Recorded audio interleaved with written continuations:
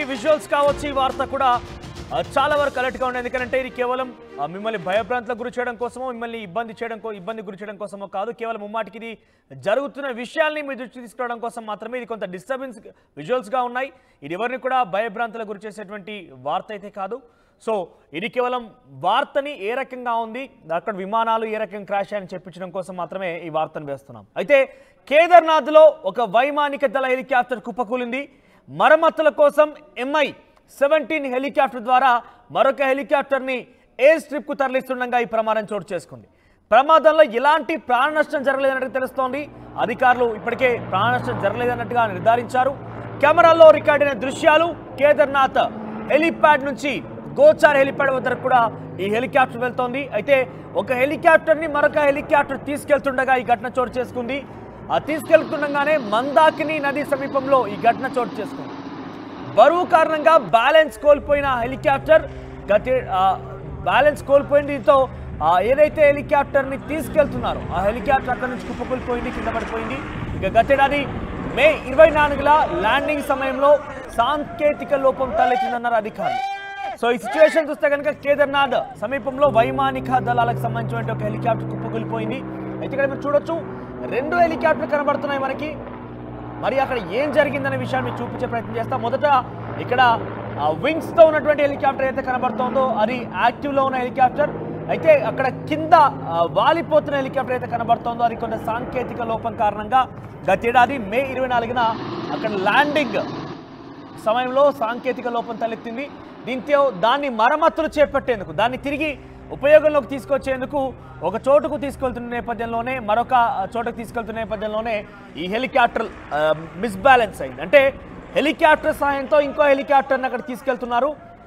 దీని నేపథ్యంలోనే మార్గ మధ్యలో పైన గాల్లో ఉన్న నేపథ్యంలోనే మిస్బ్యాలెన్స్ అయిపోయి అది పూర్తిగా కూడా కింద పడిపోయింది, నేల రాలిపోయింది. దీంతో అధికారులకు ఎటువంటి గాయాలు కాలేదంటే ఎటువంటి ప్రాణ నష్టం సంభవించలేదు, ఎటువంటి పెద్దగా నష్టం జరగలేదు. కానీ హెలికాప్టర్ మాత్రం కుప్పకూలిపోయిందన్నట్టుగా అధికారులు నిర్ధారించారు.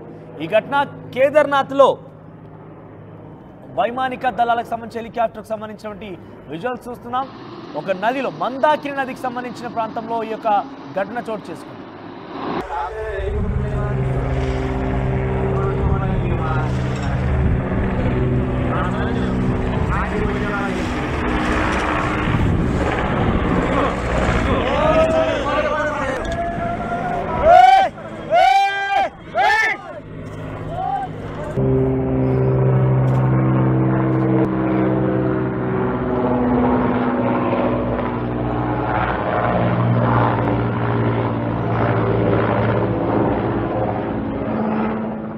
ఏడాది కొంత టెక్నికల్ సమస్య వల్ల, ల్యాండింగ్ సమస్య వల్ల అక్కడే నిలిచిపోయింది ఆ హెలికాప్టర్. మీరు చూడొచ్చు దాని వింగ్స్ కూడా ఏం ఓపెన్ అవ్వడం లేదు.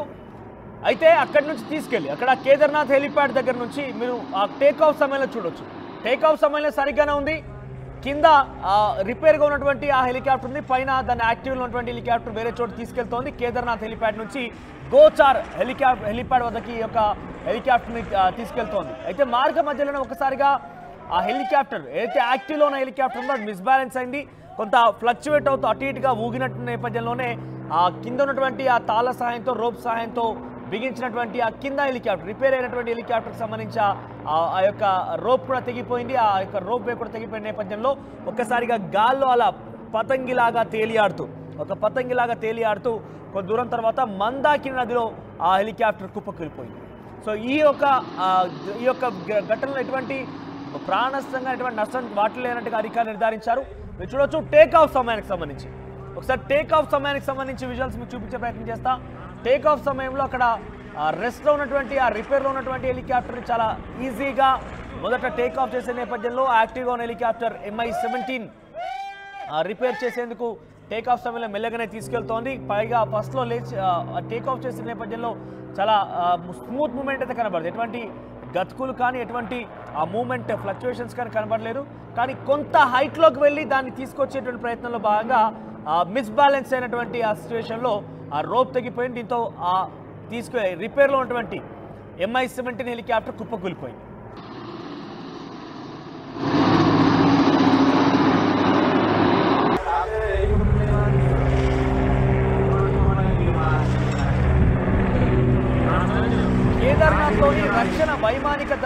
సంబంధించిన హెలికాప్టర్స్ ఇవి.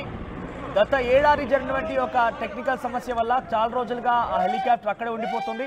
దాని మరమ్మతులో భాగంగా ఇతర చోటికి తీసుకెళ్లాల్సిన నేపథ్యంలోనే మరొక వైమానిక దళానికి సంబంధించిన హెలికాప్టర్ దాన్ని తాళ్లతో కొన్ని ఇతర సదుపాయాలతో దాన్ని బిగించి ఆ హెలికాప్టర్ ద్వారా తీసుకెళ్లే ప్రయత్నం చేస్తున్న నేపథ్యంలో ఒక్కసారిగా గాల్లోకి ఎగిరిన తర్వాత కొంత దూరం ప్రయాణించిన తర్వాత ఆ రోప్ తెగిపోయింది. ఆ బిగించినటువంటి ఆ యొక్క సామాగ్రి తెగిపోవడంతో ఆ రోప్ తెగిపోవడంతో ఒకసారిగా అంతటి హైట్లో నుంచే కింద మందాకిని ఒక నదిలో ఆ హెలికాప్టర్ మీరు చూడవచ్చు. ఇక్కడ టేకాఫ్ సమయంలో బాగానే ఉంది. టేకాఫ్ సమయంలో కింద ఆ రిపేర్లో ఉన్నటువంటి హెలికాప్టర్ ఉంది, పైన అక్కడ యాక్టివ్లో ఉన్న హెలికాప్టర్ ఉంది, MI-17 హెలికాప్టర్ ఉంది. తీసుకెళ్తున్నటువంటి మార్గ మధ్యలో ఒక్కసారిగా ఫ్లిప్ అయింది. అంటే అక్కడ ప్రయాణికులు లేరు, వింగ్స్ కూడా లేవు కాబట్టి ఆ హెలికాప్టర్ ఒకసారిగా ఆ గాల్లోనే రొటేట్ అయింది, గాల్లోనే కుదుపులకు లోనైంది. ఈ నేపథ్యంలోనే రోప్ తెగిపోయింది.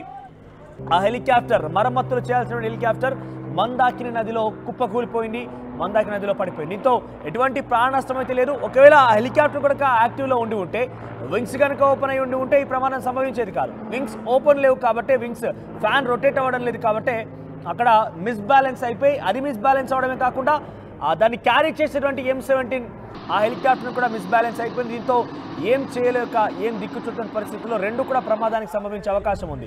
మీరు చూస్తే ఆ గాల్లో ఫ్లిప్ అవుతున్న నేపథ్యంలో కూడా, రొటేట్ అవుతున్న నేపథ్యంలో కూడా ఒకవేళ కనుక ఆ రిపేర్లో ఉన్న హెలికాప్టర్ కనుక ఆ యాక్టివ్ ఉన్న హెలికాప్టర్కి ఏ కొసాన తాకినా కూడా ఇక్కడ మొదట్లో ఉన్నటువంటి హెలికాప్టర్ కూడా కుప్పకూలిపోయింది. కానీ ఇంతలోనే అక్కడ అలర్ట్ అయినటువంటి పైలట్స్ కావచ్చు, వెంటనే ఆ హెలికాప్టర్ యొక్క రోప్ తెగిపోవడంతో వాళ్ళు వేగంగా ముందుకు వెళ్ళిపోయారు. దీంతో ఆ హెలికాప్టర్ ఏదైతే ఉందో అక్కడ నదిలో పడిపోయింది. ఆ పడే సిచ్యువేషన్లో కింద ఇతర నిర్మాణాలు ఉన్నా, ఇల్లు ఉన్నా, లేకపోతే ఇతరత్రవి ఏమైనా సామాన్యమైనటువంటి కొండ చర్యలు ఉన్నా కూడా ఆ హెలికాప్టర్ బ్లాస్ట్ అయ్యేది. హెలికాప్టర్ పూర్తిగా బ్లాస్ట్ అయిపోయేది. కానీ పడడమే అది నీటిలో పడింది, ఆ నదిలో పడింది కాబట్టి చాలా పెద్ద ప్రమాదమే తప్పిందని అంటున్నారు. ఎటువంటి ప్రాణ నష్టం లేకపోవడంతో అధికారులు ఊపిరి పీల్చుకున్నారు.